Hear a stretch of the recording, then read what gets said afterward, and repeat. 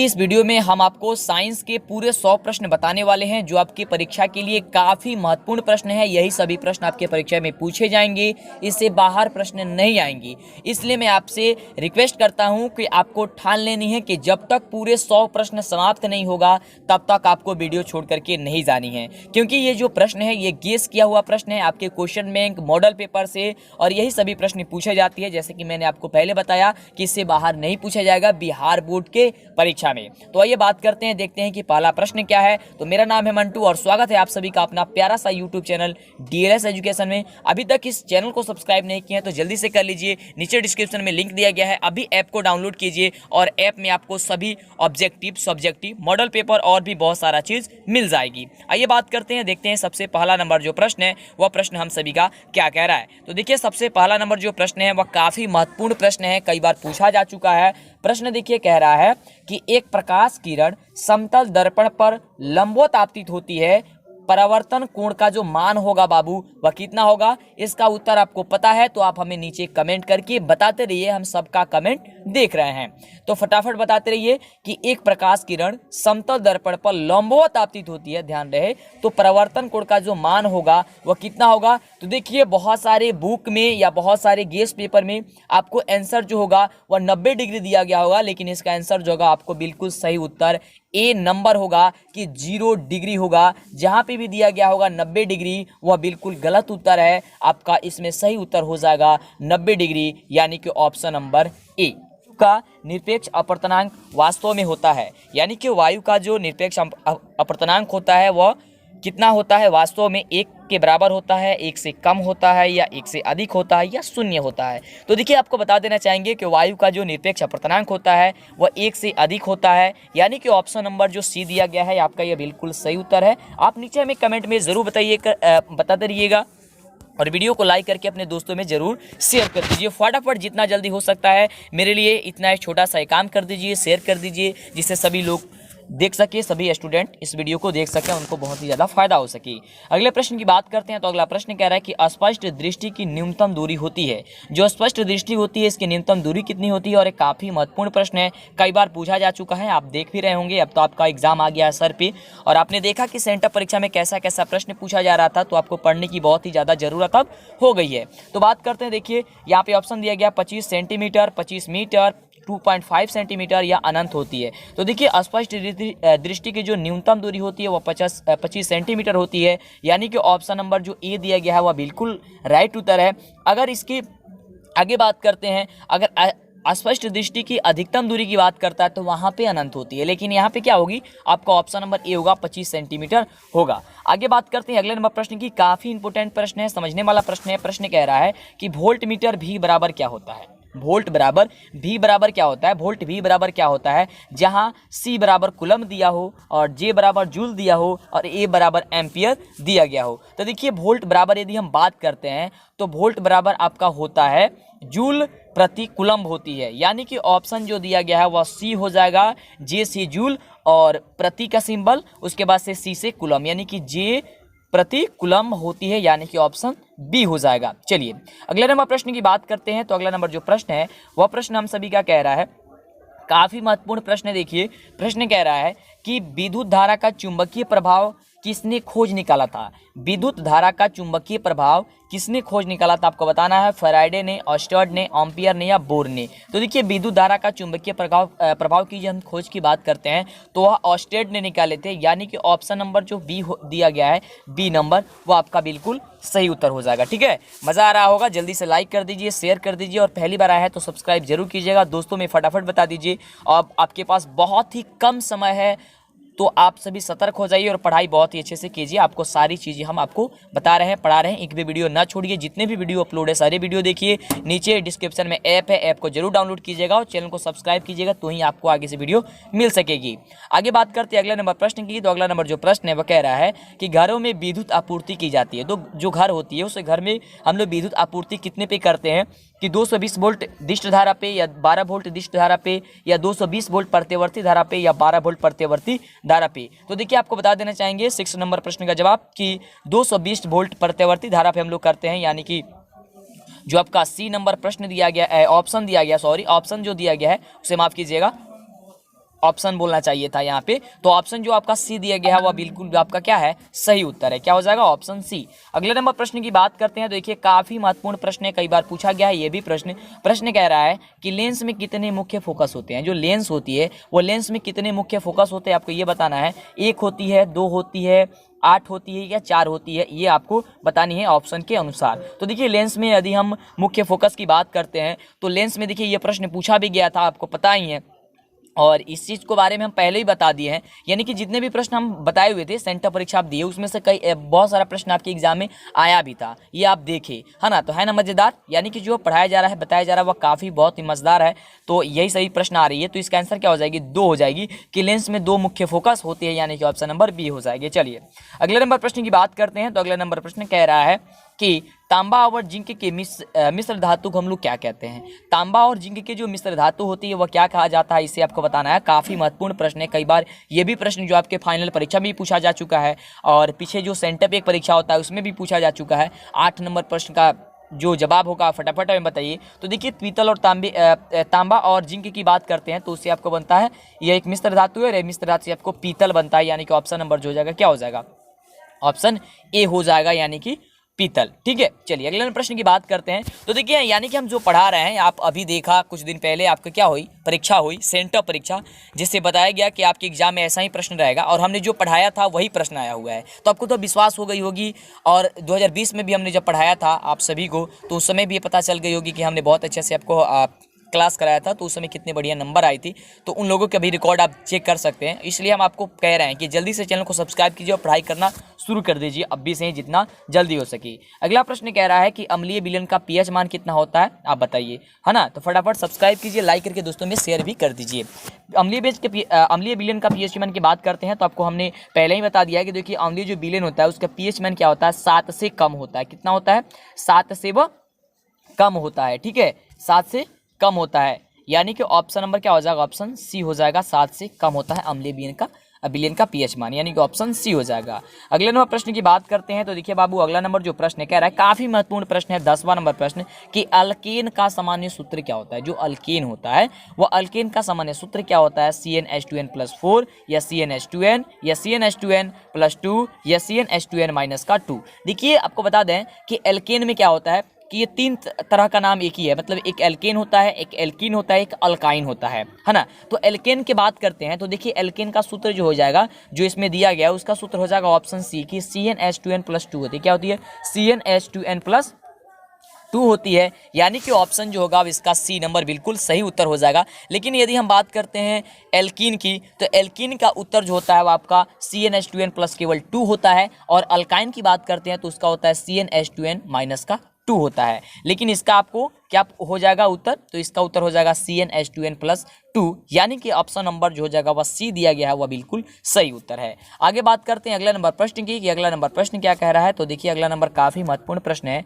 प्रश्न जो है प्रश्न कह रहा है कि कौन शून्य वर्ग का तत्व है। इसमें से बताना है कि कौन जो है वह शून्य वर्ग का तत्व है। ऑप्शन आपको दिया गया है तो आपको बता देना चाहेंगे। देखिए यहाँ पे दिया गया है CaBrHe और Li, यानी कि कैल्शियम, ब्रोमीन, हीलियम और लिथियम। तो देखिए इसमें से शून्य वर्ग की हम तत्व की बात करते हैं तो 11 नंबर प्रश्न का जो जवाब हो जाएगा वो हो जाएगा क्या चीज़, ऑप्शन सी हो जाएगी, यानी कि हीलियम। ऑप्शन सी बिल्कुल सही उत्तर हो जाएगा। चलिए अगले नंबर प्रश्न की बात करते हैं। अगला जो प्रश्न है काफी महत्वपूर्ण प्रश्न है। प्रश्न कह रहा है कि कार्बन की संयोजकता जो होती है वह कितनी होती है। क्या 2 होती है, या फिर 4 होती है, 6 होती है, या फिर 12 होती है, ये आपको बतानी है। तो देखिए कार्बन की संयोजकता की यदि हम बात करते हैं तो कार्बन की संयोजकता होती है, आपको पता है कि 4 होती है, यानी कि ऑप्शन जो हो जाएगा वह बी नंबर आपका बिल्कुल सही उत्तर हो जाएगा कि 4 होती है। ठीक है, चलिए अगले नंबर प्रश्न की बात करते हैं। तो देखिए अगला नंबर जो प्रश्न है वह प्रश्न हम सभी क्या कह रहा है कि किस आवर्त में सबसे अधिक तत्व होते हैं। किस आवर्त में जो है वह सबसे अधिक तत्व होते हैं। फटाफट बताते रहिए, आप सभी क्वेश्चन का आंसर बताते रहिए और वीडियो में बने रहिए जब तक 100 प्रश्न पूरे खत्म नहीं हो जाए। किस आवर्त में सबसे अधिक तत्व होते हैं ये आपको बताना है। 13 नंबर प्रश्न का जवाब तो आपको बता देना चाहेंगे कि 6th जो आवर्त होता है, 6th आवर्त, उसमें सबसे ज़्यादा जो होते हैं क्या होते हैं, तत्व होते हैं, यानी कि ऑप्शन जो हो जाएगा वह सी नंबर बिल्कुल राइट उत्तर हो जाएगा। अगले नंबर प्रश्न की बात करते हैं। तो अगला नंबर जो प्रश्न है प्रश्न कह रहा है कि बॉन्ड CHO अभिक्रियाशील मूलक को क्या कहते हैं। ये काफ़ी इंपॉर्टेंट प्रश्न है कि बॉन्ड CH अभिक्रियाशील मूलक को जो है हम लोग क्या कहते हैं? तो देखिए बॉन्ड CHO अभिक्रियाशील जो मूलक होता है उसे हम लोग कहते हैं एल्डिहाइड, यानी कि ऑप्शन बी जो दिया गया है बिल्कुल सही उत्तर है ऑप्शन बी कि एल्डिहाइड हम लोग कहते हैं।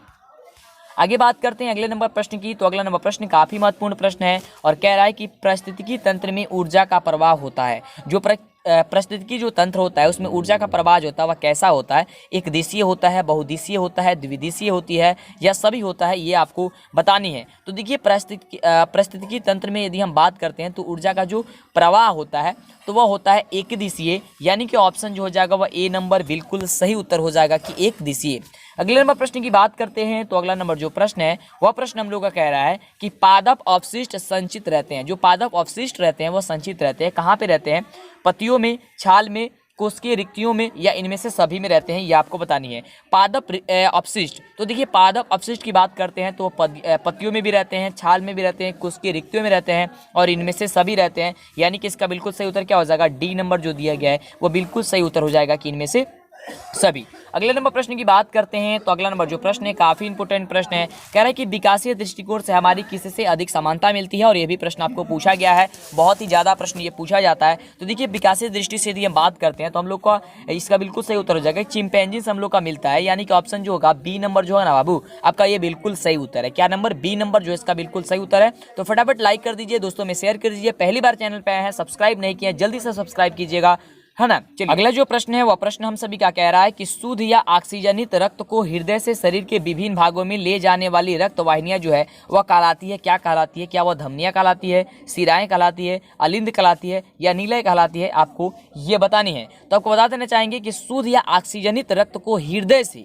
शरीर के विभिन्न भागों में ले जाने वाली जो रक्त वाहिनियां होती है उसे हम लोग क्या कहते हैं? तो उसे हम लोग कहते हैं धमनियां, यानी कि ऑप्शन ए जो होगी वह बिल्कुल सही उत्तर हो जाएगी, ऑप्शन ए धमनियां कहते हैं, यानी कि 18 नंबर जो प्रश्न है उसका जो जवाब हो जाएगा वह धमनियां हो जाएगी। सीरा का क्या होता है? जो सीरा होती है पतली पतली जो है ना उसे हम लोग सीरा कहते हैं, लेकिन धमनियां जो होती है वह क्या होती है? थोड़ी मोटी होती है, इसलिए इसे हम लोग इसका जो कार्य होता है क्या होता है कि शुद्ध या ऑक्सीजनित जो रक्त होता है, ठीक है, जो ऑक्सीजन से युक्त जो रक्त होता है उसे विभिन्न शरीर के विभिन्न भागों में क्या करता है? पहुंचाता है हृदय से लेकर के। चलिए तो अगले नंबर प्रश्न की बात करते हैं। अगला जो प्रश्न है वह प्रश्न हम सभी का कह रहा है कि नर युग्मक तथा मादा युग्मक के संयोजन से बनता है। नर युग्मक तथा मादा युग्मक के संयोजन से क्या बनता है? ये आपकी परीक्षा में प्रश्न भी आया था और काफी इंपोर्टेंट प्रश्न है ये सभी प्रश्न। तो फटाफट से इसका जवाब आप बता दीजिए कि इसका जवाब जो क्या होगा? जाइगोट होगा, अंडाणु होगा, सिकड़ाणु होगा या बीज होगा, ये बताइए। तो देखिए नर युग्मक तथा मादा युग्मक के संयोजन से जो बनता है वह जाइगोट बनता है, यानी कि ऑप्शन जो ए दिया गया है वो आपका बिल्कुल सही उत्तर है कि जाइगोट बनता है, यानी कि ऑप्शन नंबर ए हो जाएगा।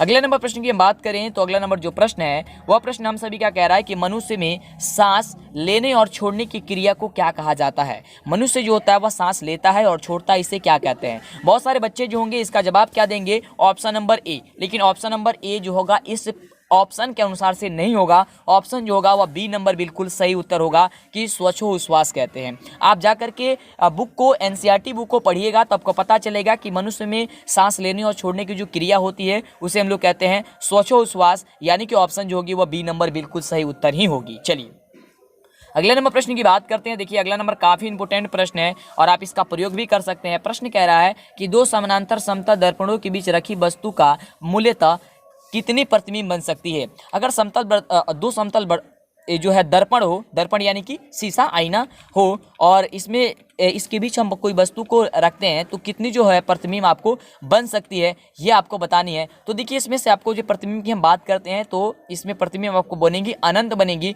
यानी कि जो ऑप्शन नंबर आपको डी दिया गया है वो आपका बिल्कुल सही उत्तर हो जाएगा कि ऑप्शन नंबर डी, यानी कि ऑप्शन नंबर डी जो अनंत दिया गया है वह काफी जो होगा वह सही उत्तर हो जाएगा, ऑप्शन डी अनंत। चलिए अगले नंबर प्रश्न की बात करते हैं। अगला जो प्रश्न है वह प्रश्न हम सभी का कह रहा है कि यदि किसी औल्ता दर्पण के ध्रुव से फोकस की दूरी 25 सेंटीमीटर हो, कितनी सेंटीमीटर हो बाबू? तो 25 सेंटीमीटर हो, तो फोकस से वक्रता की जो दूरी होगी वह क्या होगी, ये आपको बताना है। यदि किसी औल्ता दर्पण के ध्रुव से फोकस की जो दूरी हो कितनी सेंटीमीटर हो, 25 सेंटीमीटर हो, तो फोकस से वक्रता की जो दूरी होती है वह कितनी होगी, ये आपको बतानी है। तो देखिए उसकी भी जो दूरी होगी वह 25 ही सेंटीमीटर होगी, यानी कि ऑप्शन नंबर जो क्या दिया गया है, बी नंबर दिया गया है, वो आपका बिल्कुल जो है वह सही उत्तर है। प्रश्न एक बार ध्यान से सुनिए एक बार और आप, कि औल्ता दर्पण के ध्रुव से, जो ध्रुव है ना, पोल जिसे पोल कहते हैं, ध्रुव से फोकस की जो दूरी है कितनी है, 25 सेंटीमीटर है। तो फोकस से वक्रता की दूरी कितनी हो जाएगी, तो वही 25 सेंटीमीटर होगी, यानी कि ऑप्शन बी। अगले नंबर प्रश्न की बात करते हैं। देखिए काफी इंपोर्टेंट प्रश्न है, कह रहा है कि हीरे का अपर्तनांक कितने है, 2.4 है।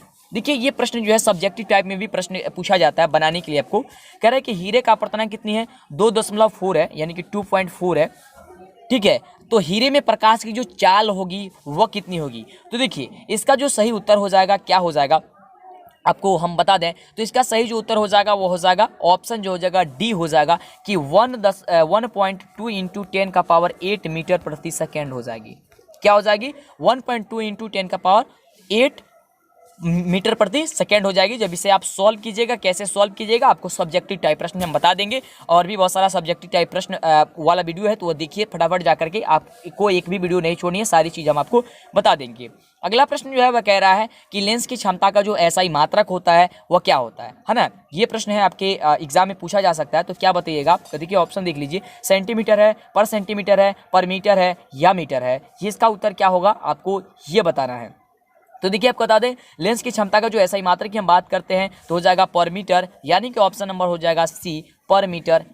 ठीक है, चलिए अगले नंबर प्रश्न की बात करते हैं। तो अगला जो प्रश्न है काफ़ी महत्वपूर्ण प्रश्न है, और ये प्रश्न जो है आपको 5 नंबर में भी पूछा जाता है, 5 अंक में, लेकिन व्याख्या करने के लिए पूछा जाता है। यहाँ पे 1 नंबर पूछा जा रहा है, 1 नंबर में। तो क्या हो जाएगा इसका उत्तर, कि चंद्रमा पर खड़े अंतरिक्ष यात्री को आकाश जो प्रतीत होता है, या आकाश का रंग, वही आप बात करें तो वही हो जाएगा, कि चंद्रमा पर खड़े अंतरिक्ष यात्री को जो आकाश का रंग प्रतीत होता है वह कैसा होता है। ऑप्शन दिया गया नीला, उजला, काला, लाल या काला। इसमें से आपको बतानी है। तो देखिए आपको बता दें कि चंद्रमा पर खड़े अंतरिक्ष यात्री को आकाश का रंग की यदि हम बात करते हैं तो कैसा प्रतीत होता है, तो उसे काला प्रतीत होता है, यानी कि ऑप्शन जो हो जाएगा क्या हो जाएगा, ऑप्शन जो हो जाएगा वह डी नंबर आपका बिल्कुल सही उत्तर हो जाएगा, ऑप्शन डी। चलिए अगले नंबर प्रश्न की बात करते हैं, कि अगला नंबर जो प्रश्न है वह प्रश्न हम सभी का क्या कह रहा है। तो देखिए अगला नंबर प्रश्न कह रहा है कि विद्युत धारा की प्रबलता को नापने के लिए किसका उपयोग किया जाता है। जो विद्युत धारा होती है इसकी प्रबलता को नापने के लिए हम लोग किसका उपयोग करते हैं, ये आपको बताना है। एमीटर को, वोल्टामीटर को, या वोल्टीमीटर को, या नॉन, यानी कि इनमें से कोई नहीं। इसका बिल्कुल जो सही उत्तर होगा वह क्या होगा आपको बतानी है। तो इसका होता है ऑप्शन नंबर ए, कि एमीटर, यानी कि ए हो जाएगा ऑप्शन ए। अगले नंबर प्रश्न की बात करते हैं। तो अगला नंबर जो प्रश्न है वह प्रश्न हम सभी का कह रहा है कि विद्युत चुंबक बनाने में प्रायः किस पदार्थ के झाड़ का उपयोग किया जाता है। विद्युत चुंबक बनाने के लिए किस पदार्थ के झाड़ का उपयोग किया जाता है। तो यानी कि आप कह सकते हैं कि विद्युत चुंबक बनाने के लिए किसका उपयोग किया जाता है, इसको हटा दीजिए, बस इतना रखिए कि विद्युत चुंबक बनाने के लिए किसका उपयोग किया जाता है। तो देखिए नरम लोहा का प्रयोग किया जाता है, आप काफ़ी दिनों से जानते हैं, यानी कि ऑप्शन जो होगा वह ए नंबर बिल्कुल सही उत्तर हो जाएगा। अगले नंबर प्रश्न की बात करते हैं, काफी महत्वपूर्ण प्रश्न कह रहा है कि कौन सा अधातु विद्युत का सुचालक होता है, यानी कि विद्युत का जो सुचालक होता है वह इनमें से कौन होता है, ये आपको बतानी है। 28 नंबर जो है वह प्रश्न का जवाब आपको बता देनी है। तो देखिए हम बात करते हैं कौन सा अधातु, तो देखिए जो ग्रेफाइट होता है आप सभी जानते हैं। तो ग्रेफाइट क्या होता है, वह विद्युत का सुचालक होता है, यानी कि ऑप्शन नंबर जो बी दिया गया है आपको बिल्कुल जो है वो आपका सही उत्तर हो जाएगा। अगले नंबर प्रश्न की हम बात करें तो अगला नंबर जो प्रश्न है वो हम सभी का प्रश्न कह रहा है कि आवर्त सारणी में किसी वर्ग में ऊपर से नीचे जाने पर तत्व का धात्विक जो गुण होता है वह क्या होता है। अपरिवर्तित रहता है, घटता है, बढ़ता है, या इनमें से कोई नहीं। ये इसका बिल्कुल जो है सही उत्तर क्या हो जाएगा आपको बताना है कि आवर्त सारणी में किसी वर्ग में ऊपर से नीचे जाने पर तत्व का जो धात्विक गुण होता है वह क्या होता है। तो देखिए इसका जो सही उत्तर हो जाएगा वो हो जाएगा ऑप्शन सी, कि बढ़ता है। क्या हो जाएगा, ऑप्शन सी की बढ़ता है। ठीक है, सी हो जाएगा। अगले नंबर प्रश्न की बात करते हैं कि अगला नंबर प्रश्न क्या कह रहा है, काफी इंपोर्टेंट प्रश्न है, और प्रश्न कह रहा है कि बॉन्ड COOH अभिक्रियाशील मूलक को कहते हैं। बॉन्ड COOH अभिक्रियाशील मूलक को जो हम लोग क्या कहते हैं ये आपको बतानी है। तो देखिए बॉन्ड COOH के अभिक्रियाशील मूलक हम लोग अम्ल कहते हैं, यानी कि ऑप्शन सी जो होगा वह सही उत्तर हो जाएगा, ऑप्शन सी अम्ल। अगले नंबर प्रश्न की बात करते हैं। तो देखिए अगला जो प्रश्न है वह कह रहा है प्रश्न कि हीलियम कैसा तत्व है, क्या वह अक्रिय है, क्रियाशील है, या सक्रिय है, या उदासीन है। ये क्या होगा आपको बतानी है। तो देखिए आपको बता देना चाहेंगे कि हीलियम कैसा तत्व है, तो ये अक्रिय तत्व है, यानी कि ऑप्शन ए जो है आपका बिल्कुल सही उत्तर हो जाएगा। अगले नंबर प्रश्न की बात करते हैं। तो अगला नंबर जो प्रश्न है कह रहा है कि आवर्त सारणी में कितने वर्ग होते हैं। वर्ग की संख्या कितनी होती है, 7 होती है, 9 होती है, 8 होती है, 18 होती है। तो देखिए आवर्त सारणी में वर्गों की बात करते हैं तो वर्गों की संख्या 18 होती है, यानी कि डी नंबर जो सही उत्तर आपको दिया गया, डी नंबर ऑप्शन जो दिया गया है वह सही है। 18 जो दिया गया है वह सही है, ऑप्शन डी जो है वह सही है। अगले नंबर प्रश्न की बात करते हैं। तो अगला नंबर प्रश्न काफी इंपॉर्टेंट प्रश्न है, कह रहा है कि जल का जो पीएच मान होता है, जल का जो पीएच मान होता है वह पीएच मान कितना होता है, 5 होता है, 7 होता है, 8 होता है या 3 होता है, ये कितना होता है आपको ये बतानी है। तो देखिए जल का पीएच मान जो होता है वह 7 होता है, यानी कि ऑप्शन जो बी दिया गया है वह काफ़ी सही उत्तर है, यानी कि ऑप्शन बी हो जाएगा। अगले नंबर प्रश्न की बात करते हैं। तो अगला नंबर प्रश्न है कि किसी पदार्थ से ऑक्सीजन का निष्कासन कहलाता है। देखिए कोई पदार्थ हो और उससे ऑक्सीजन का बाहर निकलना जो है क्या कहलाता है, ऑक्सीकरण, अवकरण, संचरण या इनमें से कोई नहीं। देखिए आपको पहले ही हमने बता दिया है आपको कि जब भी किसी पदार्थ से या कोई समीकरण आपको दिया गया है, अगर उससे आकर बाहर जाता है ऑक्सीजन तो वहाँ पे अवकरण होती है, क्योंकि ऑक्सीजन जब चला जाएगा इसका मतलब क्या होगा, हाइड्रोजन की वहाँ पे वृद्धि हो जाएगी। तो इसलिए इसका उत्तर हो जाएगा ऑप्शन बी कि अवकरण होगी। अगर ऑक्सीजन निकल जाता है यानी कि बाहर हो जाता है तो क्या हो जाएगी, बी हो जाएगी, है ना। एक बार और आपसे कहना चाहेंगे कि अभी तक इस चैनल को सब्सक्राइब नहीं किए हैं प्लीज़ ज़रूर कीजिएगा, जिससे कि आपको बेहतर तैयारी हो सके, और नोटिफिकेशन बेल आइकन को जरूर ऑन कीजिएगा। और अभी तक हमारा ऐप नहीं डाउनलोड किए हैं तो नीचे डिस्क्रिप्शन में लिंक दिया गया है, ऐप को डाउनलोड कीजिए, या प्ले स्टोर पर जाकर के आप DLS एजुकेशन EDUCATION सर्च कीजिए, आपको ऐप मिल जाएगी। या आप सर्च कर सकते हैं मेरे नाम से मंटू, और सर लिख सकते हैं MANTU सर्च कीजिएगा। क्या सर्च कीजिएगा आप,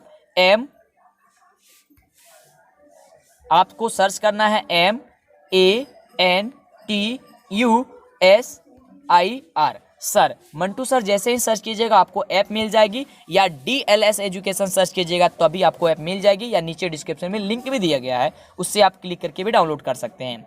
कह रहा है अगला प्रश्न कि वन पारिस्थितिकी तंत्र में हिरण होते हैं, जो हिरण होते हैं वन पारिस्थितिकी तंत्र में वो क्या होते हैं, क्या वह उत्पाद होते हैं, या प्राथमिक उपभोक्ता होती है, या द्वितीय उपभोक्ता होते हैं, या तृतीय उपभोक्ता होता है, ये आपको ये बताना है।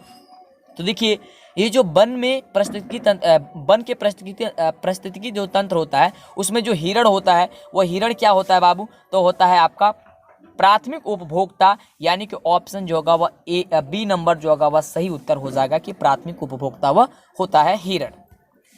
आगे बात करते हैं अगले नंबर प्रश्न की। तो अगला नंबर प्रश्न कह रहा है कि हमारे शरीर में विभिन्न जैविक कार्यों का नियंत्रण होता है। हमारे शरीर में विभिन्न जैविक कार्यों का जो नियंत्रण होता है वह किससे होता है, तंत्रिका के द्वारा, रसायनों के द्वारा, तंत्रिका और रसायनों दोनों के द्वारा, या इनमें से कोई नहीं। ये आपको बतानी है कि इसका बिल्कुल जो सही उत्तर होगा वह क्या हो जाएगा। तो देखिए ये हो जाएगा ऑप्शन सी कि तंत्रिका और रसायनों दोनों के द्वारा, यानी कि ऑप्शन सी जो होगा वह बिल्कुल सही उत्तर हो जाएगा। अगले नंबर प्रश्न की बात करते हैं। तो देखिए अगला नंबर जो प्रश्न है वह प्रश्न कह रहा है कि निम्नलिखित में से कौन अमीनो अम्ल के विखंडन से बनता है। अमीनो अम्ल के विखंडन से इनमें से क्या बनता है आपको ये बतानी है। तो देखिए अमीनो अम्ल की बात करते हैं, उससे विखंडन से HNO3 बनता है, यानी कि ऑप्शन जो हो जाएगा वह सी नंबर हो जाएगा कि HNO3 क्या हो जाएगा, अमीनो अम्ल के विखंडन से तो HNO3, यानी कि ऑप्शन सी हो जाएगा बिल्कुल सही उत्तर। अगले नंबर प्रश्न की बात करते हैं। तो देखिए अगला प्रश्न कह रहा है कि हृदय के बेस्मों की शीतलन कहलाता है। जो हृदय होती है उसके बेस्मों का जो शीतलन होता है वह क्या कहलाता है, सिस्टोल, डायस्टोल, हृदय संकुचन या तालवल्ट संकुचन, ये क्या कहलाता है आपको ये बतानी है। 38 नंबर प्रश्न का जवाब। तो देखिए इसका जवाब की हम बात करते हैं 38 नंबर प्रश्न का, तो इसका जवाब क्या हो जाएगा, तो इसका जो जवाब होगा वह आपका हो जाएगा ऑप्शन बी कि डायस्टोल कहलाता है, यानी कि ऑप्शन बी जो होगा बिल्कुल सही उत्तर हो जाएगा। चलिए अगले नंबर प्रश्न की बात करते हैं। तो अगला जो प्रश्न है वह कह रहा है कि इनमें किसके द्वारा अमीबा भोजन का अंतग्रहण करता है। जो अमीबा होता है इसमें से किसके द्वारा भोजन का अंतग्रहण करता है, तो देखिए वह राजधानी के द्वारा करता है, यानी कि ऑप्शन सी जो होगा वह बिल्कुल सही उत्तर हो जाएगा कि राजधानी के द्वारा करता है। अगले नंबर प्रश्न की बात करें तो अगला नंबर प्रश्न कह रहा है कि आयोडीन की कमी से रोग होता है। जो आयोडीन होता है उसके कमी से कौन सा रोग होता है, मधुमेह। देखिए यहाँ पे मधुमेह होगा, मधु लिखाया गया है केवल, मधुमेह, हृदयाघात या बेरी या घेंगा रोग। तो आप सभी जानते हैं, बचपन से ही पढ़ते आ रहे हैं कि आयोडीन की कमी से घेंगा रोग होता है, यानी कि ऑप्शन जो डी दिया गया है वह बिल्कुल सही उत्तर है। ओके, चलिए अगले नंबर प्रश्न की बात करें तो अगला कह रहा है कि हार्मोन जो है वह स्रावित होता है। जो हार्मोन है वह स्रावित होता है, किससे स्रावित होता है? अंतःस्रावी ग्रंथि से, बहिःस्रावी ग्रंथि से, या नलिका ग्रंथि से, बहिःस्रावी ग्रंथि से, या नलिका ग्रंथि से, या इनमें से कोई नहीं। ये आपको बताना है कि हार्मोन जो है वह किससे स्रावित हो।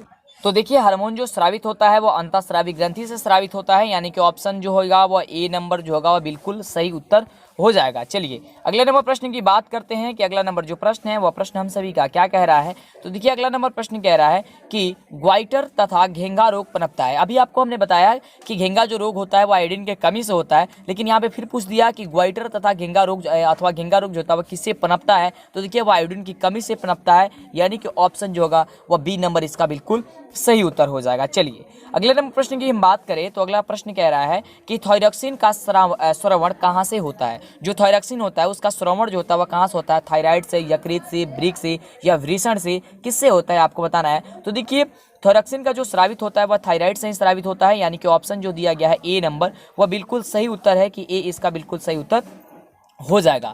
अगले नंबर प्रश्न की हम बात करते हैं तो देखिए अगला नंबर प्रश्न जो है हम सभी का कह रहा है, काफ़ी मज़ेदार प्रश्न है। प्रश्न कह रहा है कि मानव में डायलिसिस थैली है। जो मानव है उसमें डायलिसिस थैली क्या है? नेफ्रॉन है, न्यूरॉन है, माइटोकॉन्ड्रिया है, या इनमें से कोई नहीं, ये आपको बताना है। तो देखिए हम बात करते हैं कि मानव में डायलिसिस जो थैली है वह कौन है। तो इसका जो बिल्कुल सही उत्तर हो जाएगा वो क्या हो जाएगा? तो ऑप्शन ए हो जाएगा कि नेफ्रॉन हो जाएगी। क्या हो जाएगी? ऑप्शन ए इसका बिल्कुल सही उत्तर है। आगे बात करते हैं अगले नंबर प्रश्न की। तो अगला नंबर जो प्रश्न है वह प्रश्न हम सभी का कह रहा है कि भोजन का पचना किस प्रकार की अभिक्रिया है। जो भोजन का पचना है वह किस प्रकार की अभिक्रिया है? उपचयन है, संयोजन है, औपचयन या विस्थापन है। ये काफ़ी मज़ेदार प्रश्न है, काफ़ी बहुत ही बढ़िया प्रश्न है। तो देखिए यह जो है एक उपचयन अभिक्रिया है, यानी कि ऑप्शन जो होगा वह ए नंबर इसका बिल्कुल सही उत्तर हो जाएगा। अगले नंबर प्रश्न की हम बात करें तो अगला जो प्रश्न है वह प्रश्न हम सभी का कह रहा है कि कौन सा पादप नियंत्रक फल बेचने वालों द्वारा उपयोग किया जाता है। यानी कि कौन ऐसा पादप नियंत्रक है जो फल बेचने वालों के द्वारा सबसे ज़्यादा प्रयोग किया जाता है। तो वह प्रयोग किया जाता है इथाइलिन का, यानी कि ऑप्शन जो होगा आपका सी नंबर दिया गया है वह बिल्कुल सही उत्तर है कि इथाइलिन। अगले नंबर प्रश्न की हम बात करें तो अगला प्रश्न क्या दिया गया है? 47 नंबर प्रश्न कि वह संरचना जो उद्दीपन की पहचान कराती है कहलाती है। वह संरचना जो उद्दीपन की पहचान कराती है तो और वह क्या कहलाती है? देखिए जो उद्दीपन की पहचान कहलाती है तो वह आपको क्या कहलाती है? तो आपको कहलाती है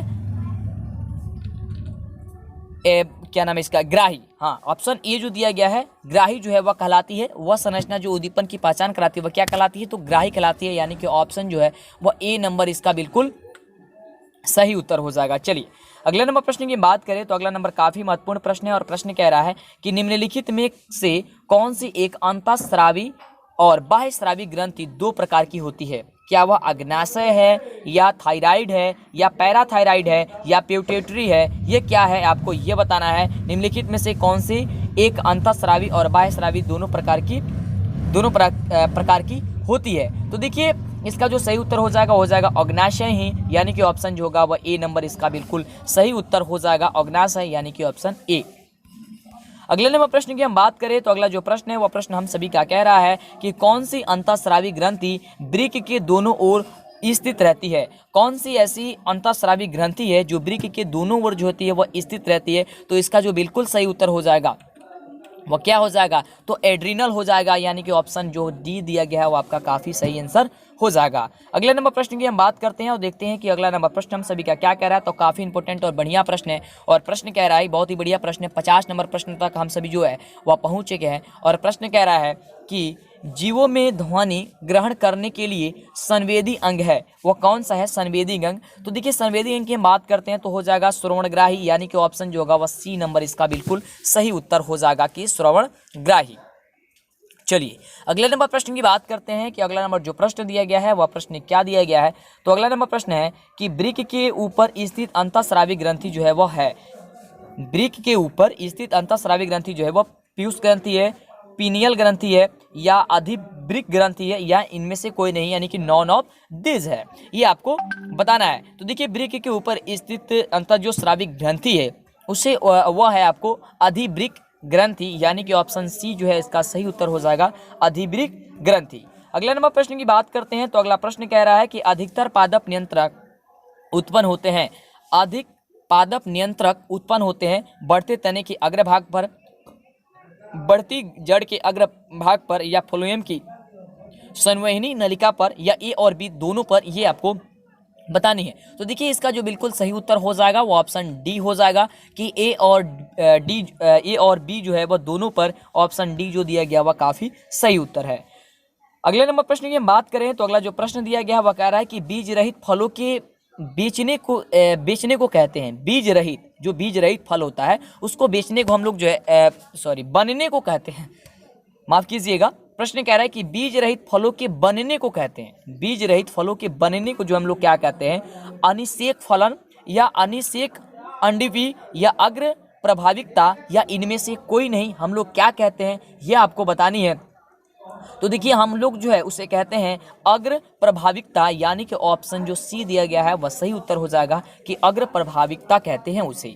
अगला जो प्रश्न है वह कह रहा है कि निम्नलिखित में से कौन पादप हार्मोन है। जो पादप हार्मोन है वह कौन है, इंसुलिन, थायरॉक्सिन, एड्रोजन या साइटोकाइनिन। ये क्या है, निम्नलिखित में से कौन सा पादप हार्मोन, इसमें से पादप जो हार्मोन है वह पादप हार्मोन जो है वह कौन है। तो देखिए जो साइटोकाइनिन है वह एक प्रकार की पादप हार्मोन है, यानी कि ऑप्शन जो डी दिया गया है आपका बिल्कुल सही उत्तर है।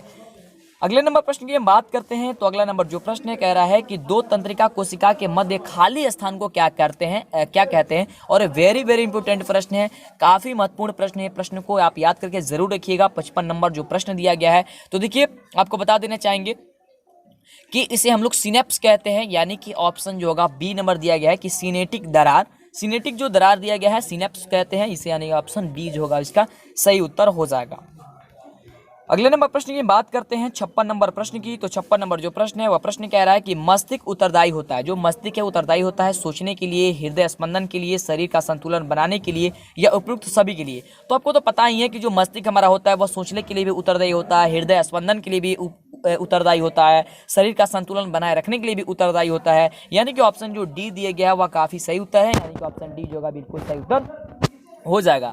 अगले नंबर प्रश्न की बात करते हैं तो देखिए अगला नंबर जो प्रश्न है वो काफी इंपॉर्टेंट प्रश्न है, और प्रश्न जो है हम सभी का कह रहा है कि बहुकोशिकीय जीवों में निम्न में से किस प्रकार का समन्वय पाया जाता है। बहुकोशिकीय जो जीव होती है इनमें से निम्न में से किस प्रकार का समन्वय पाया जाता है। रासायनिक समन्वय, तंत्रिका समन्वय, उपयुक्त दोनों, या इनमें से कोई नहीं। इसका सही उत्तर जो होगा वह क्या होगा, 57 नंबर प्रश्न का जवाब आपको बता देनी है। तो देखिए इसका जो सही उत्तर हो जाएगा वो हो जाएगा ऑप्शन सी कि उपयुक्त जो दोनों दिया गया है, यानी कि रासायनिक समन्वय और तंत्रिका समन्वय ये दोनों, यानी कि ऑप्शन सी जो होगा बिल्कुल सही उत्तर हो जाएगा। अगले नंबर प्रश्न की हम बात करें तो अगला जो प्रश्न दिया गया है कि तंत्रिका कोशिकाएं कितने प्रकार की होती है। जो तंत्रिका कोशिकाएं होती हैं वह कितने प्रकार की होती है। तो देखिए तंत्रिका कोशिकाएं की यदि हम बात करते हैं तो वह जो होती है वह 3 प्रकार की होती है, यानी कि ऑप्शन जो सी दिया गया है वो आपका बिल्कुल सही उत्तर हो जाएगा, ऑप्शन सी।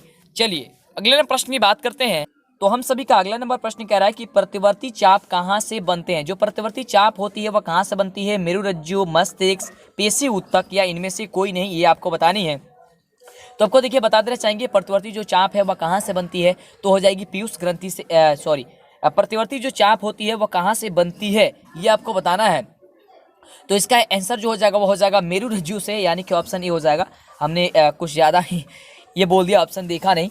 चलिए या कह रहा है प्रतिवर्ती चाप कहाँ से बनती है, तो देखिए मेरुरज्जु से, यानी कि ऑप्शन जो होगा वह ए नंबर बिल्कुल सही उत्तर है। चलिए अगला जो प्रश्न है वह प्रश्न कह रहा है 60 नंबर प्रश्न। 60 नंबर प्रश्न कह रहा है कि शरीर की प्रधान नियंत्रक ग्रंथि किसे कहा जाता है। शरीर की सबसे प्रधान नियंत्रक जो ग्रंथि होती है किसे कहा जाता है, जनन ग्रंथि को, या पीयूष ग्रंथि को, या थायराइड ग्रंथि को, या इनमें से कोई नहीं। तो देखिए उसे कहते हैं हम लोग पीयूष ग्रंथि को, यानी कि ऑप्शन जो हो जाएगा वह क्या हो जाएगा, बी नंबर बिल्कुल सही उत्तर हो जाएगा। ओके चलिए 61 नंबर प्रश्न की बात करते हैं। आपको एकदम ठान लेनी है, जब तक 100 प्रश्न नहीं खत्म होगा तब तक जाना नहीं है। एकदम बिहार बोर्ड में नाम रोशन कर देना है, गिरदा मचा देनी है एकदम। अगला प्रश्न है कह रहा है 61 नंबर की अंतःस्रावी ग्रंथि होती है। अंतर जो स्रावी ग्रंथि होती है वो होती है नलिका विहीन या नलिका युक्त, या दोनों, यानी कि या इनमें से कोई नहीं। नलिका विहीन का मतलब होता है कि नलिका नहीं रहती है, नलिका युक्त का मतलब होता है कि नलिका के साथ रहती है, या दोनों, या इनमें से दोनों जो होता है वो होता है, या कोई नहीं होता है, ये आपको बताना है। तो देखिए इसका बता देना चाहेंगे आपको, इसका सही जो उत्तर हो जाएगा वो हो जाएगा ऑप्शन ए कि नलिका विहीन, यानी कि ऑप्शन जो होगा वह ए सही उत्तर हो जाएगा। अगले नंबर प्रश्न की बात करें तो अगला जो प्रश्न है वह प्रश्न हम सभी का कह रहा है कि थायराइड ग्रंथि की अल्पक्रियता के कारण कौन सा रोग उत्पन्न होता है? जो थायराइड ग्रंथि होती है उसके अल्पक्रियता के कारण कौन सा रोग जो है वो जो होता है वह उत्पन्न हो जाता है, ये आपको ये बतानी है। तो देखिए उसके कारण ये सभी रोग उत्पन्न हो जाती है, यानी कि ऑटोवामनता, ऑटो अल्पक्रियता, मिक्सेडिमा, ये सभी जो है रोग उत्पन्न हो जाती है, यानी कि ऑप्शन जो होगा वह डी नंबर। थोड़ा टेढ़ा नाम है, थोड़ा टेढ़ा नाम है, लेकिन इसका बिल्कुल सही उत्तर आपका डी नंबर हो जाएगा। ठीक है, बढ़िया से पढ़ लीजिए। अगले नंबर क्वेश्चन की बात करते हैं। अगला प्रश्न क्या कह रहा है, ये सभी प्रश्न हम आपको ऐप में अपलोड कर दिए हैं, तो जाकर के वहां से आप प्राप्त कर सकते हैं। नीचे डिस्क्रिप्शन में लिंक दिया गया ऐप का। चलिए, तो प्रश्न कह रहा है कि अग्नाशय द्वारा निम्न में से कौन सा हार्मोन स्रावित होता है? जो अग्नाशय होता है उसके द्वारा निम्न में से कौन सा जो हार्मोन होता है वह स्रावित होता है? तो देखिए इनमें से जो होता है वह इंसुलिन और ग्लूकागॉन जो होता है वो दोनों स्रावित होता है, यानी कि ऑप्शन जो होगा वह सी नंबर इसका बिल्कुल सही उत्तर हो जाएगा, ऑप्शन सी। अगले नंबर प्रश्न की हम बात करते हैं। तो देखिए अगला नंबर जो प्रश्न है कह रहा है कि पत्तियों का मुरझाना किस पादप हार्मोन के कारण संभव होता है? आप देखते हैं कि पत्तियां जो है मुरझा जाती है, लेकिन ये किस पादप हार्मोन के कारण होता है ये आपको बताना है। जिब्रेलिन, साइटोकाइनिन, एब्सिसिक अम्ल, या इनमें से सभी सही है? ये क्या होगा? इनमें से आपको सही उत्तर आपको बताना है। तो देखिए एब्सिसिक जो अम्ल होते हैं, एब्सिसिक जो अम्ल होता है एब्सिसिक, यानी कि ऑप्शन सी जो दिया गया है आपका बिल्कुल सही उत्तर है। ओके, चलिए अगला जो प्रश्न है कह रहा है कि स्रावित होने वाली हार्मोन का समय और मात्रा किस क्रिया विधि द्वारा नियंत्रित की जाती है? स्रावित होने वाले हार्मोन का समय और मात्रा किस क्रिया विधि द्वारा नियंत्रित की जाती है? श्रवण के द्वारा, परिशोधन के द्वारा, अनुक्रिया के द्वारा, या पुनर्भरण के द्वारा, भरण के द्वारा? ये किसके द्वारा की जाती है, नियंत्रित की जाती है? तो देखिए बता देना चाहेंगे इसका जो बिल्कुल सही उत्तर होगा आपका, तो इसका बिल्कुल जो सही उत्तर हो जाएगा वह क्या हो जाएगा? तो पुनर्भरण के द्वारा होती है, यानी कि ऑप्शन जो होगा आपका सी नंबर, पुनर्भरण के द्वारा होती है, यानी कि ऑप्शन डी होगा। अगले नंबर प्रश्न की बात करते हैं। तो अगला नंबर प्रश्न काफी इंपोर्टेंट प्रश्न है। प्रश्न कह रहा है कि जड़ का अधोगामी वृद्धि है, जड़ का जो अधोगामी वृद्धि है वह क्या है?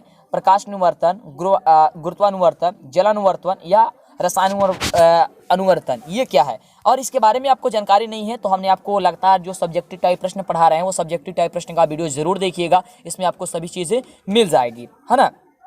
चलिए, तो इसका जो सही उत्तर हो जाएगा वह क्या हो जाएगा ये आपको बताना है। तो देखिए इसका सही उत्तर हो जाएगा गुरुत्वानुवर्तन, यानी कि ऑप्शन जो होगा वह बी जो दिया गया है वह बिल्कुल सही उत्तर हो जाएगा, ऑप्शन बी। चलिए अगले नंबर प्रश्न की बात करें तो कह रहा है कि पॉन्स, मेडुला और अनुमस्तिष्क, है ना, अनुमस्तिष्क है, यानी कि अग्र मस्तिष्क का हिस्सा है, मध्य मस्तिष्क का हिस्सा है, पश्चिम मस्तिष्क का हिस्सा है, या प्रमस्तिष्क का हिस्सा है? ये क्या है आपको ये बतानी है। तो देखिए इसका सही उत्तर की हम बात करते हैं तो इसका उत्तर हो जाएगा पश्चिम मस्तिष्क का यह हिस्सा है, तो यानी कि ऑप्शन सी जो दिया गया है वह क्या हो जाएगा? ऑप्शन हो जाएगा सी नंबर। अगले नंबर प्रश्न की बात करते हैं। तो अगला प्रश्न दिया गया है कि निम्नलिखित में से कौन सी अनैच्छिक क्रिया नहीं है ना। काफी इंपोर्टेंट प्रश्न आप देख रहे हैं कि आपके एग्जाम में पूछा भी गया था और कई बार भी पूछा जा चुका है कि निम्नलिखित में से कौन सी जो अनैच्छिक क्रिया नहीं है? वमन, चबाना, लाराना, या हृदय का धड़कना, इसमें से क्या है आपको ये बताना है। तो इसमें से बता देना चाहेंगे कि जो चबाना है वो अनैच्छिक क्रिया नहीं है, यानी अनैच्छिक क्रिया कहने का मतलब जिसे आप जो है आपके कर सके रोक सकते हैं अपने आप के द्वारा, उसे हम लोग कहते हैं, है ना, ऐच्छिक क्रिया जिसे हम लोग रोक सकते हैं, अनैच्छिक जो हम लोग नहीं रोक सकते हैं। तो मान लीजिए लार आ रहा है तो लार को हम लोग क्या कर सकते हैं? नहीं रोक सकते हैं, ठीक है। बमन को भी नहीं रोक सकते हैं, और हृदय का स्पंदन धड़कन है, हृदय जब धड़कता है तो उसे रोकेंगे तो हम भी चले जाएंगे ऊपर, है ना, जो भी रोकेगा उसे। तो इसलिए क्या होगा? चबाना, चबा रहे हैं आप, भोजन कर रहे हैं तो चबा रहे हैं, यानी कि चबाना क्या कर सकते हैं आप? रोक सकते हैं, इसलिए क्या हो जाएगा? यह आपका बी नंबर से उत्तर हो जाएगा, अनैच्छिक क्रिया में आ जाएगा, सॉरी अनैच्छिक क्रिया नहीं है।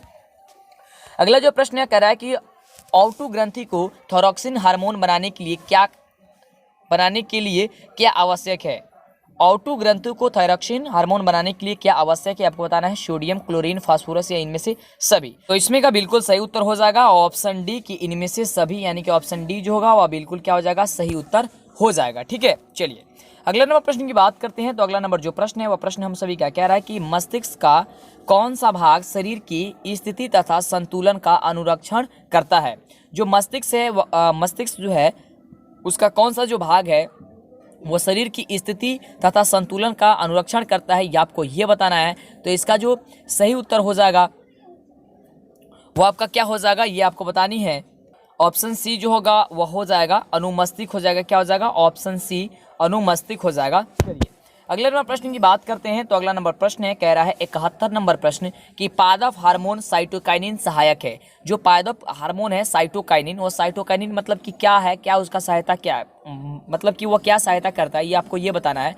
पादप हार्मोन तो देखिए वो प्ररोह के अग्रभाग की लंबाई में वृद्धि के लिए सहायक होता है। यानी कि ऑप्शन जो ए दिया गया है वह काफ़ी इंपोर्टेंट, काफ़ी सही उत्तर है, यानी कि ऑप्शन ए हो जाएगा। अगले नंबर प्रश्न की बात करते हैं। तो अगला प्रश्न कह रहा है कि अनुकुंचन गति किस पौधे पर प्रमाणित की जाती है? छुई मुई पर, घृत कुमारी पर, या कैंडुला पर, या कैक्टस पर? ये आपको बतानी है कि अनुकंचन गति किस पौधे पर प्रमाणित जो है वह होती है। तो इसका जो बिल्कुल सही उत्तर हो जाएगा वो हो जाएगा छुई मुई पर, यानी कि ऑप्शन जो होगा वह ए नंबर आपका बिल्कुल सही उत्तर हो जाएगा, ए नंबर। चलिए अगले नंबर प्रश्न की बात करते हैं।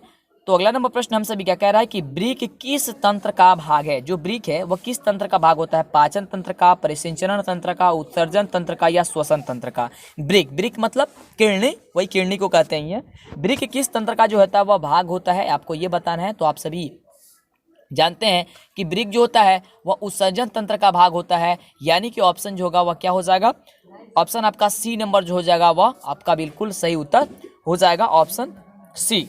ठीक है, चलिए अगले नंबर प्रश्न की बात करते हैं। तो अगला नंबर देखिए प्रश्न क्या कह रहा है, और चलिए अगला नंबर जो प्रश्न है वह सभी हम सभी का प्रश्न कह रहा है कि इंसुलिन की कमी के कारण कौन सा रोग होता है। काफी बढ़िया प्रश्न है कि इंसुलिन की कमी से कौन सा रोग होता है। तो काफी दिनों से पढ़ते आ रहे हैं कि इंसुलिन की कमी से क्या आ रहा है, आपका डी नंबर जो है वह हो जाएगा इसके बिल्कुल सही उत्तर, मधुमेह हो जाएगा। क्या हो जाएगा बाबू? मधुमेह, यानी कि बिल्कुल सही उत्तर ऑप्शन डी हो जाएगा।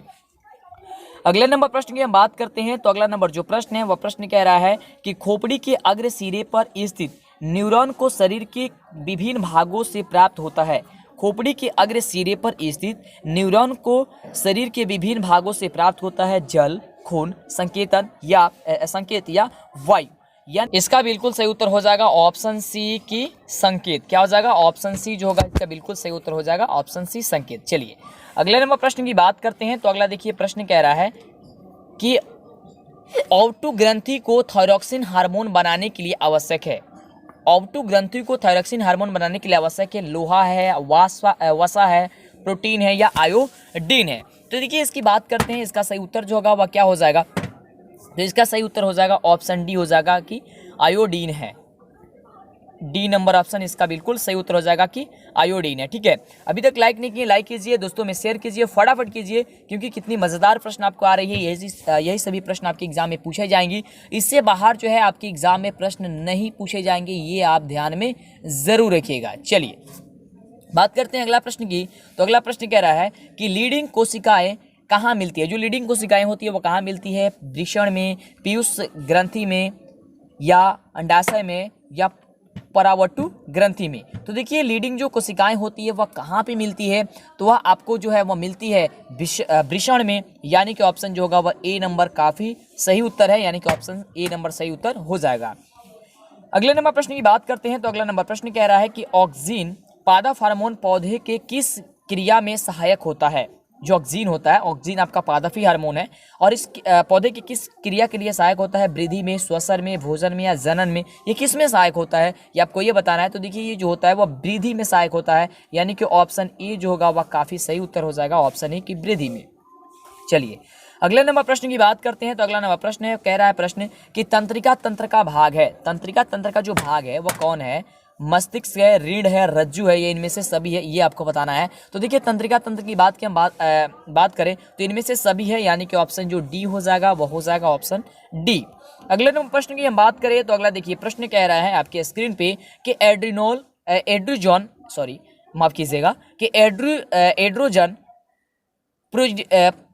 प्रोजेस्टेरोन एवं रिलैक्सिन हार्मोन स्रावित होता है। ये किससे स्रावित होता है? अंडाशय से, वृषण से, एड्रिनल ग्रंथि से, या अग्नाशय से? ये किससे स्रावित होता है ये आपको बतानी है। तो आपको बता देना चाहेंगे जो इसका बिल्कुल सही उत्तर होगा वह हो जाएगा ऑप्शन नंबर ए, यानी कि अंडाशय से जो है स्रावित होती है, यानी कि ए नंबर सही उत्तर हो जाएगा।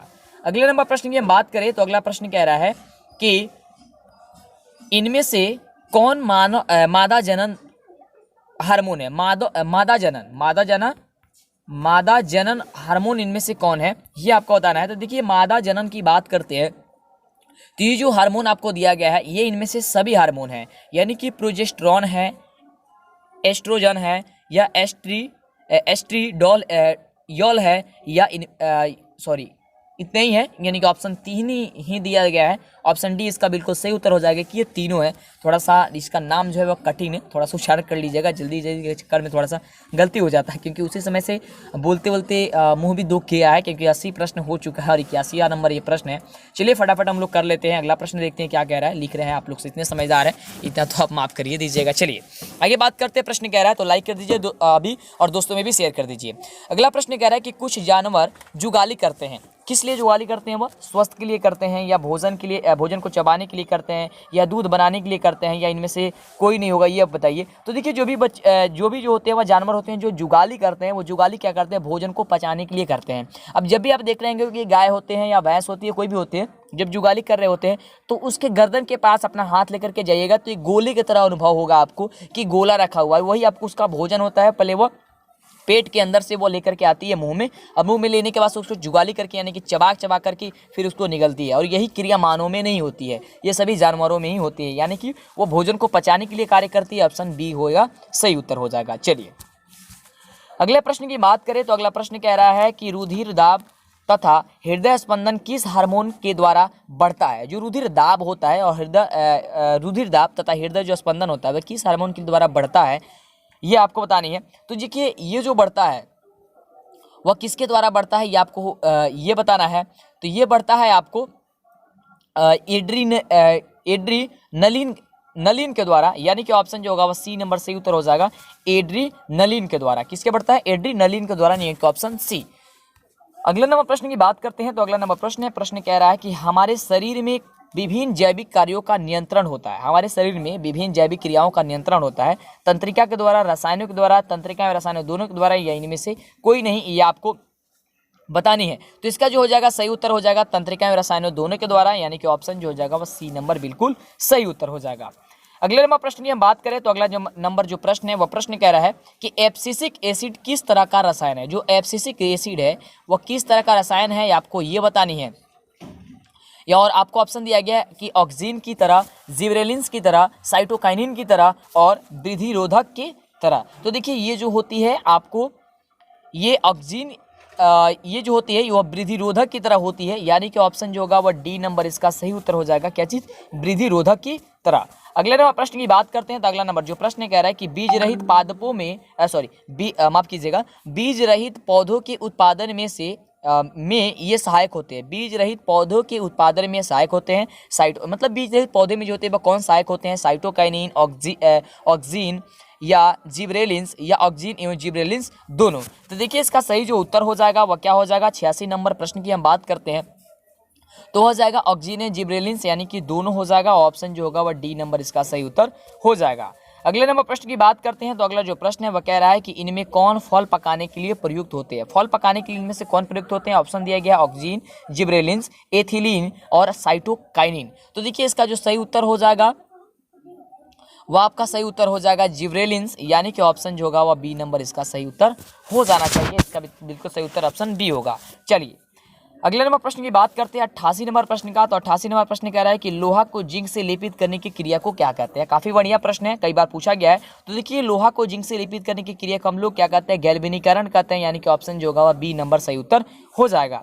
चलिए अगले नंबर प्रश्न की बात करते हैं तो अगला प्रश्न कह रहा है कि सिल्वर क्लोराइड का जो रंग होता है वह कैसा होता है? और कई बार प्रश्न पूछा जा चुका है, तो याद रखिएगा सिल्वर क्लोराइड का जो रंग होता है वह श्वेत होता है, यानी कि ऑप्शन जो ए दिया गया है वह सही उत्तर आपका हो जाएगा। ऑप्शन ए कि श्वेत होता है सिल्वर क्लोराइड का रंग, है ना। ये सभी एक ही चैप्टर से आपका प्रश्न है। कह रहा है अगला प्रश्न कि जस्ता तथा तनु हाइड्रोक्लोरिक अम्ल की क्रिया के फलस्वरूप निम्न में से कौन सा गैस बनता है? जस्ता तथा तनु हाइड्रोक्लोरिक अम्ल की क्रिया के फलस्वरूप निम्न में से कौन बनता है? CO2, N2H2 और O2। तो देखिए उससे बनता है H2, यानी कि हाइड्रोजन। ऑप्शन सी नंबर जो दिया गया आपका सही उत्तर हो जाएगा। अगले नंबर प्रश्न की बात करते हैं। तो अगला प्रश्न कह रहा है कि निम्नलिखित में से कौन एक दहन अभिक्रिया, इसमें से दहन अभिक्रिया कौन है? तो देखिए पेट्रोल का जो जलना दिया गया है ऑप्शन सी में, वो आपका एक दहन अभिक्रिया है, यानी कि ऑप्शन जो सी है आपका बिल्कुल सही उत्तर हो जाएगा। अगले प्रश्न की बात करते हैं। काफी इंपॉर्टेंट प्रश्न है, कई बार पूछा जा चुका है और यही सभी प्रश्न आपको थोड़ी सी इसमें पूछ दिया जाता है। किसमें पूछ दिया जाता है? तो सब्जेक्टिव टाइप में। प्रश्न कह रहा है कि साग सब्जियों को विघटित होकर के कंपोस्ट बनना किस प्रकार की अभिक्रिया है? तो देखिए साग सब्जियों का विघटित होकर के किस प्रकार की क्रिया है? तो ऊष्माक्षेपी है, यानी कि ऑप्शन जो होगा बी नंबर सही उत्तर हो जाएगा। अगले नंबर प्रश्न की बात करें तो अगला जो प्रश्न है कह रहा है, काफी इंपॉर्टेंट प्रश्न है और प्रश्न कह रहा है कि निम्न में से कौन सा उत्पाद लेड नाइट्रेट को गर्म करने पर प्राप्त होता है? तो देखिए NO2 और O2 जो होता है उसे आप गर्म कीजिएगा तो प्राप्त होगा, ठीक है, गर्म करने में प्राप्त होता है, यानी कि NO2 और O2 जो होता है, यानी कि ऑप्शन जो डी दिया गया है वह काफी सही उत्तर है, यानी कि ऑप्शन डी इसका सही उत्तर हो जाएगा। अगले नंबर प्रश्न की बात करते हैं कि अगला नंबर प्रश्न क्या कह रहा है। तो अगला प्रश्न है कि इनमें से कौन सही है? कुछ आपको ये दिया गया है, ऑप्शन दिया गया, इसमें से कौन सही है? तो देखिए इसमें से सही जो है आपका बी नंबर ऑप्शन सही है, Na2CO3 इंटू 10H2O, ये जो है आपका सही है। और ये जो है धोवन सोडा का जो है ये आपका सूत्र होता है। किसका होता है सूत्र? धोवन सोडा का। तो आज ही याद कर लीजिए कि धोवन सोडा का सूत्र जो होता है क्या होता है? Na2CO3 इंटू 10H2O होता है। अगले नंबर प्रश्न की बात करते हैं। तो अगला प्रश्न कह रहा है कि निम्नलिखित अभिक्रिया में अपघटन की अभिक्रिया कौन? इसमें से अपघटन की अभिक्रिया आपको पहचानी है, ये अभिक्रिया आपको दी गई है। तो देखिए आपको जो सी नंबर ऑप्शन दिया गया है वो आपका सही उत्तर है कि 2KClO3 से बनता है 2KCl + 3O2, ये संतुलित कर दिया गया है। संतुलित कैसे किया जाता है ये भी सारी चीज़ हम आपको धीरे धीरे सब चीज़ बताने वाले हैं। चलिए अगला प्रश्न है कि F2O3 + 2Al से बनता है Al2O3 + 2Fe, दी गई अभिक्रिया किस प्रकार की अभिक्रिया है? संयोजन है, द्विविस्थापन है, या फिर वियोजन है, या फिर विस्थापन है? तो देखिए ये जो है आपको विस्थापन अभिक्रिया है, क्योंकि आप देख रहे हैं विस्थापन अभिक्रिया में यही होता है कि कम क्रियाशील तत्व को अधिक क्रियाशील तत्व विस्थापित कर देता है, यानी कि हटा देता है और उसका स्थान ग्रहण कर लेता है। तो बस वही काम यहाँ पे हुआ है। Fe जो है वो हट चुका है और Al2 वहाँ पे लग चुका है। Fe2 हट चुका है और कौन लग चुका है? Al2 लग चुका है ना। तो ये कौन सा अभिक्रिया है? विस्थापन अभिक्रिया है, यानी कि ऑप्शन डी इसका सही उत्तर हो जाएगा। अगले नंबर प्रश्न की हम बात करते हैं। तो देखिए अगला नंबर जो प्रश्न कह रहा है कि लौह चूर्ण पर तनु हाइड्रोक्लोरिक अम्ल डालने से क्या होता है? जो लौह चूर्ण होता है उस पर तनु हाइड्रोक्लोरिक अम्ल डालने से क्या होता है? हाइड्रोजन गैस आयरन क्लोराइड बनता है, क्लोरीन गैस आयरन क्लोराइड बनता है, कोई अभिक्रिया नहीं होती है, या आयरन लवण एवं जल बनता है। तो देखिए हाइड्रोजन गैस और आयरन क्लोराइड बनता है, यानी कि ऑप्शन जो होगा वह ए नंबर इसका सही उत्तर हो जाएगा। अगले नंबर प्रश्न की बात करते हैं। तो अगला प्रश्न कह रहा है कि श्वसन किस प्रकार की अभिक्रिया है? ऊष्माक्षेपी, संयोजन, अपचयन, या फिर ऊष्माशोषी? तो देखिए श्वसन जो है एक प्रकार की ऊष्माक्षेपी अभिक्रिया है, यानी कि ऑप्शन जो होगा ए। देखिए यहाँ पे ए लिखने की जगह क्या लिखा गया? बी। चलिए ऊपर वाला यानी कि ए नंबर जो भी दिया गया है ए नंबर आपका सही उत्तर है, ठीक है, इसे ए कर लीजिएगा। ए नंबर ऑप्शन है, बी टाइप हो गया है। चलिए तो ऊष्माक्षेपी है। अगले नंबर प्रश्न की बात करते हैं 99 नंबर प्रश्न की। तो कह रहा है कि CuO + H2 से बनता है Cu + H2O, किस प्रकार की अभिक्रिया है? तो देखिए यह जो है एक प्रकार की अपचयन अभिक्रिया है, यानी कि ऑप्शन जो होगा वह बी नंबर इसका सही उत्तर हो जाएगा। अगले नंबर प्रश्न की बात करें तो अगला प्रश्न कह रहा है कि इलेक्ट्रॉन के स्थानांतरण से बने यौगिक कहलाते हैं। जो इलेक्ट्रॉन होते हैं इसके स्थानांतरण से जो यौगिक बनते हैं इसे क्या कहलाते हैं? संयोजी, विद्युत संयोजी, कार्बनिक, या इनमें से कोई नहीं, आपको ये बताना है। तो देखते हैं कि कितने बच्चे इसका सही जवाब दे देते हैं। आज का सवाल के रूप में इसे हम आज छोड़ देते हैं। फटाफट से जवाब दीजिए, जिसका जवाब सही होगा उसे हम लाइक कर देंगे और बता देंगे कि हाँ आपका सही उत्तर है। फटाफट से लाइक करके कमेंट करके हमें बताइए इसका सही उत्तर जो होगा वह क्या होगा। इसके साथ हम वीडियो को तो आज एंड करते हैं, फिर मिलते हैं आपसे नेक्स्ट वीडियो के साथ। जितने भी वीडियो अपलोड है सारी वीडियो देखिए, लाइक कीजिए, शेयर कीजिए, और पहली बार आए हैं चैनल पे तो सब्सक्राइब नहीं किए, आप सब्सक्राइब करेंगे तो ही आपको आगे से वीडियो का नोटिफिकेशन मिल जाएगा। थैंक यू सो मच, बहुत बहुत धन्यवाद आप सभी के वीडियो देखने के लिए। इसी तरह तैयारी करते रहिए और गर्दा मचाते रहिए।